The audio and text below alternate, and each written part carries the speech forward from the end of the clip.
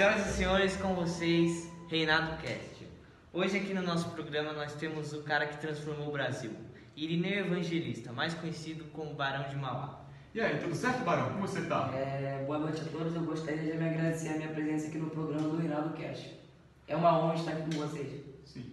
Mas, Barão, uma coisa, como você se sente sendo um grande nome para a nação brasileira, o maior nome de empresário? Sim, Hugo, eu me sinto muito importante, pois eu fiz vários projetos aqui no Brasil.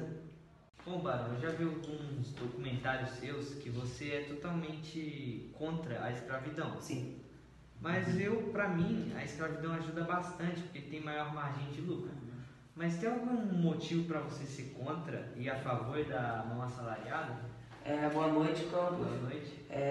Como já foi dito muitas vezes, a Inglaterra, a maior potência do mundo, ela se desenvolveu rapidamente sem a mão de obra escrava. E com a chegada da Revolução Industrial, ela conseguiu ter mais fábricas, mais equipamentos e com isso mais produção. Então, mesmo com a abolição da escravidão, um país ele consegue se desenvolver e virar uma grande potência como a Inglaterra. Sim.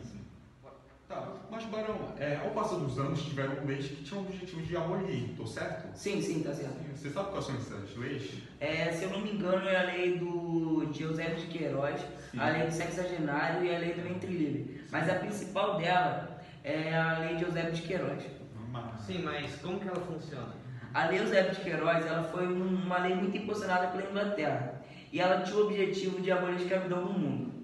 Então, com a primeira tentativa da Rainha Vitória de abolir a escravidão, foi criada a lei de Bill Abbey, em 1845, onde proibiu o tráfico de escravos.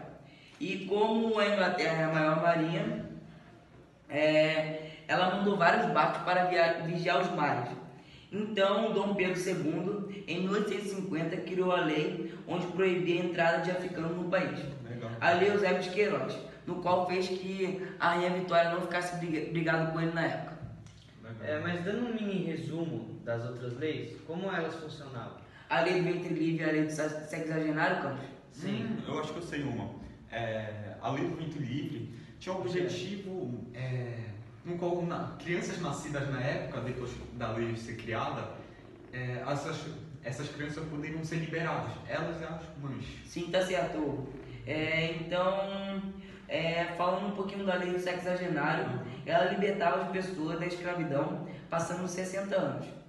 Tá, Barão, mas se não tivermos escravos, quem que vai trabalhar na produção de café? No mesmo ano que foi criada a lei Eusébio de Queiroz, Dom Pedro II ele criou uma lei onde que permitia a entrada de europeus para trabalhar na produção de café no Brasil.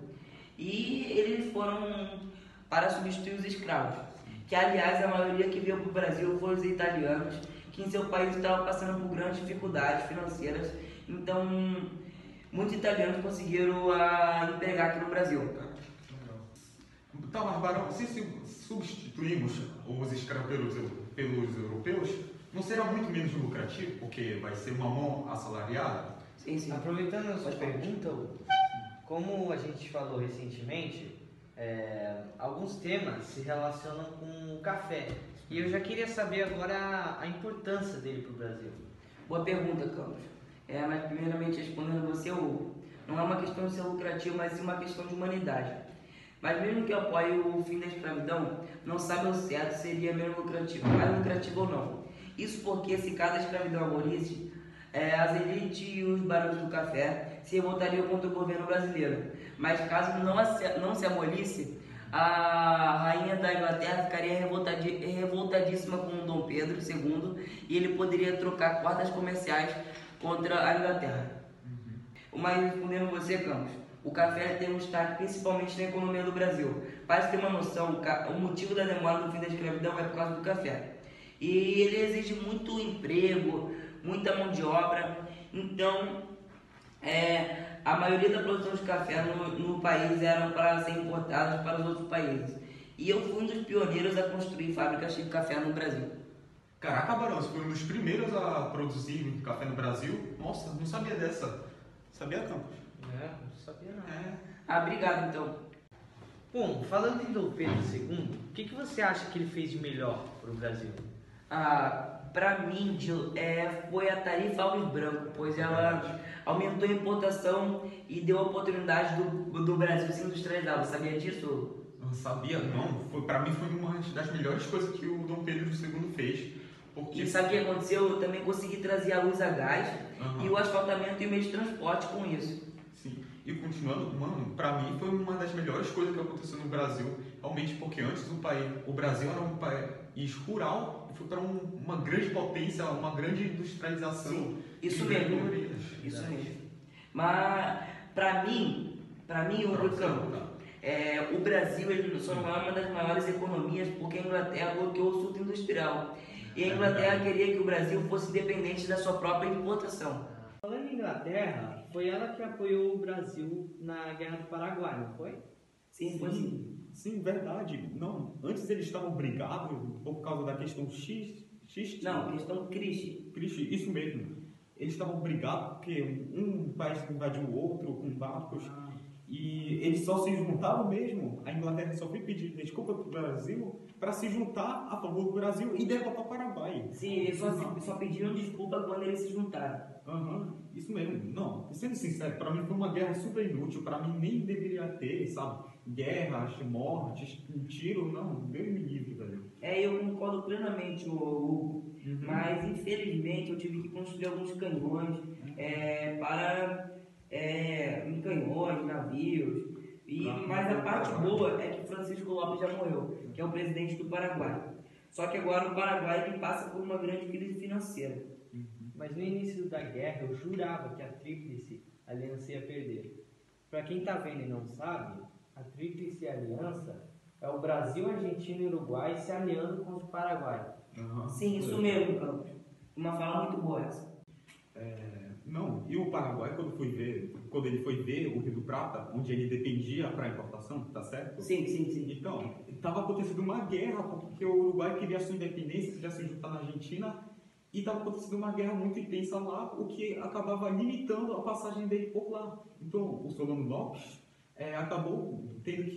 acabou sendo obrigado a invadir o Mato Grosso do Brasil, e acabou dando ruim, né, para ele. Isso mesmo, porém, somente no início o Paraguai conseguiu invadir o Brasil, porque logo depois o Brasil se uniu com outros dois países e humilhou o Paraguai.